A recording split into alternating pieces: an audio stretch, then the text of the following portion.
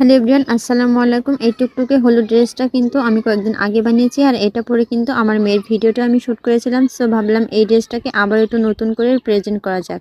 তো ভাবলাম ড্রেসটা একটু হাতের কাজ করা যাক, তার জন্য আমি এখানে ড্রয়িং করে নিচ্ছি। আর আমি খুব বেশি একটা ভালো হাতের কাজ পারি না, তারপরে অনেক সাহস নিয়ে এটা আমি ট্রাই করেছি। আর কোনো কিছু যদি মন থেকে করা হয় তাহলে সেটা অবশ্যই সফল হওয়া যায়।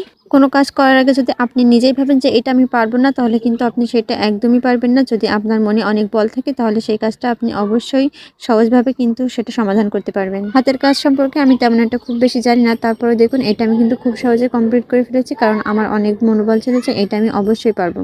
আর দুনিয়ার কোনো কাজই কিন্তু কঠিন নয়, আপনি যদি চেষ্টা করেন তাহলে কিন্তু সেটা আপনিও করতে পারবেন। আমি নিজেই জানি না আমি ড্রেসটা আসলে কতটুকু করতে পেরেছি। তো আপনাদের কাছে কেমন লেগেছে অবশ্যই কিন্তু কমেন্টে বলে যাবেন।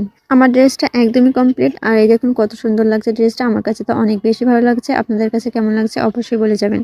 আর এই ড্রেসটা আমার সোনামণিকে পরে কেমন লাগছে সেটাও অবশ্যই বলবেন। সো আল্লাহ হাফেজ।